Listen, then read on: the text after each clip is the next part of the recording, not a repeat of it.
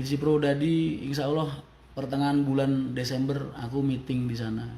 Ntar coba tak lihat apa yang perlu tak perbaiki SOP-nya, standar operasional mereka kerja. Jadi jangan ngomong soal bis baru dulu, aku pengen pembenahan SDM-nya dulu. Soalnya kalau SDM-nya nggak dibenahin percuma, mau dikasih bis baru kayak gimana juga nggak akan bisa melayani penumpang dengan baik. Okupansi Prodadi apa lebih, benernya nggak sedikit sih okupansinya, masih bagus okupansinya Prodadi itu. Makanya yang paling yang perlu dibenahi itu SDM-nya.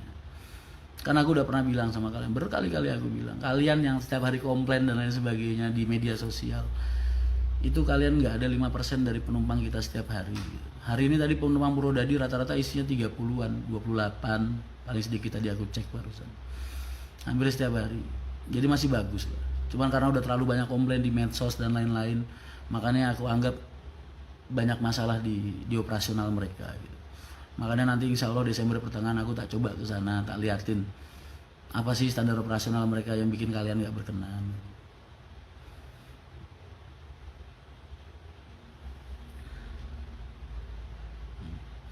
Kemarin Om Sani datang ke garasi iya sama Mbak Rara sama anak-anak.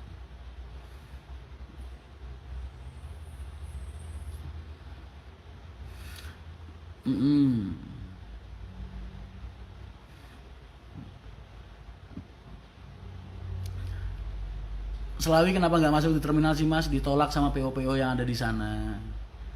Entahlah, pada takut sama HR. Kan Bapak kemarin bilang, loh kalau mereka takut ya benain lah pelayanannya.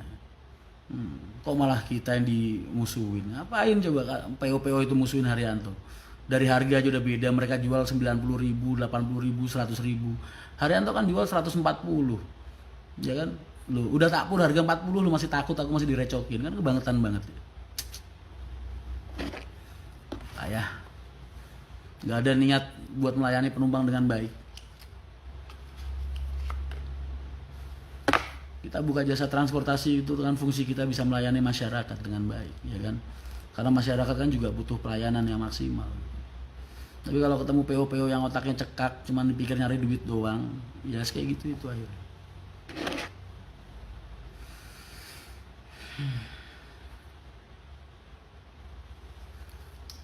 Waalaikumsalam warahmatullahi wabarakatuh. Buat yang baru bergabung,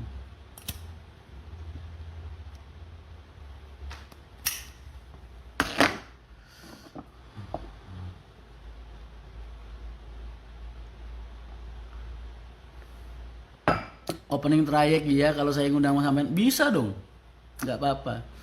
Ada beberapa PO yang ngundang aku pribadi buat ngisi apa ya, jadi kayak motivator buat di karyawan-karyawan mereka, ngasih mereka edukasi dan pengarahan. Ada juga, makanya aku seneng kalau diundang sama teman-teman buat nyeramain kru-kru mereka gitu. Ibaratnya buat ngasih mereka edukasi, kesadaran dan lain-lain lah. Motivator lah, motivator buat kru. Seneng aku kalau diundang sama teman-teman.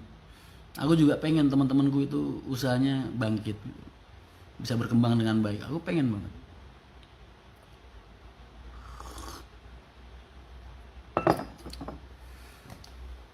Wonosobo, Purbalingga, Purwokerto dan sekitarnya insya Allah tahun depan lah. Aku masih kurang armada. Kalau dari Haryanto.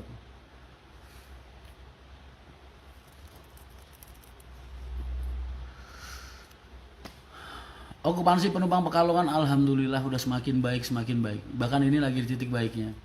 Dari 12 jalur yang kita punya, 24 pemberangkatan, tinggal 4 jalur aja, 4 pemberangkatan yang masih kurang pas jalurnya. Yang 20 udah aman banget, okupansinya udah bagus banget alhamdulillah. Duh, liatin. Aku jualan 40.000 lebih mahal dari PO-PO lain. Masih laku. Itu kan bukti bahwa penumpang sekarang itu membutuhkan pelayanan dengan baik, ya kan? Nggak cuma pengen harga murah, enggak. Jangan mikir penumpang sukanya murah, ya ada yang kayak gitu. Tapi ada juga banyak penumpang yang bener-bener pengen menginginkan pelayanan yang baik dari sebuah perusahaan. Jadi makanya kalau kedatangan sama kompetitor jangan dianggap musuh, tapi sebagai acuan supaya mereka bisa berbenah, agar mereka juga bisa melayani penumpang dengan lebih baik lagi. Enggak sih ini pengennya kalau pengusaha-pengusaha itu mikirnya murah laku, yang lain nggak kebagian, ya gimana bisa berkembang perusahaannya? Stuck di jalan ya kan, nggak kuat permajaan akhirnya. Ya gimana mau kuat permajaan? Jual harga segitu. Kita ini kan tahu biaya operasional kita harian berapa, buat solar berapa, buat tol berapa, gaji karyawan berapa. Jadi kalau mereka mau jual lebih murah dari standar operasional kita ibaratnya, lah yang rugi kan mereka sendiri, ya kan?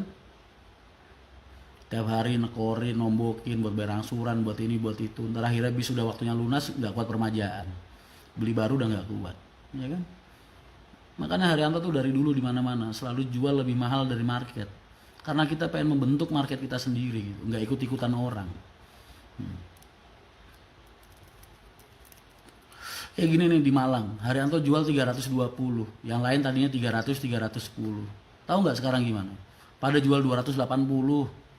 Ada beberapa PO. Itulah aku bilang, sama kan kayak Pekalongan waktu itu namanya Haryanto efek gitu. Di mana-mana tempat, nggak di Madura, nggak di Solo, nggak di Wonogiri, nggak di Muria, nggak di Pantura, nggak di Pekalongan, Tegal, Selawi. Dibuktikan lagi di Malang, ya kan? Itu namanya Haryanto efek. Di mana ada Haryanto baru, pasti yang lainnya langsung hancurin harga. Takut nggak laku, nggak tahu kenapa. Seneng, gua ajak foto ya seneng, ya nggak?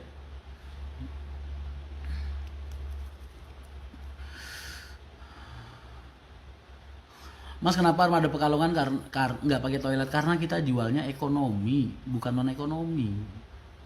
Kalian suka naik, nggak suka silahkan naik yang lain. Tadi banyak penumpang HR Pekalongan, banyak. Makanya aku udah bilang, aku jual lebih mahal 40.000 dari PO-PO lain. Masih laku mas. Aku bilang 40.000 lebih mahal itu bukan berarti untungku banyak, enggak, karena aku tahu biaya operasionalku.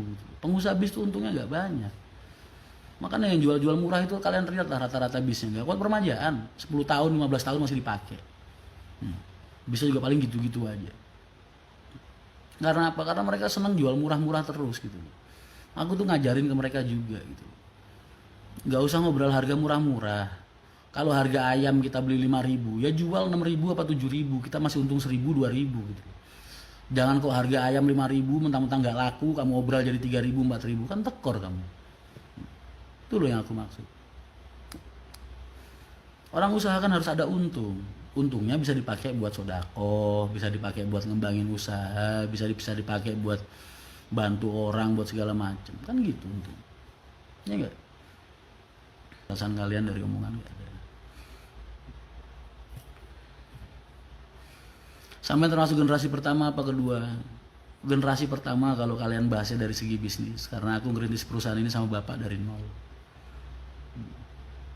Mas selama ini ada nggak komplainan penumpang? Komplainan penumpang itu selama ini ya nggak ada, alhamdulillah nggak ada. 1-2 biasanya kalau ada kegagalan operasional, contoh mogok di jalan, ya bayi lahir aja meninggal banyak ya kan, apalagi bis yang bikinan manusia. Kadang bis baru aja ada yang rusak. Tinggal kesadarannya penumpangnya aja sih, dan lain-lain lah.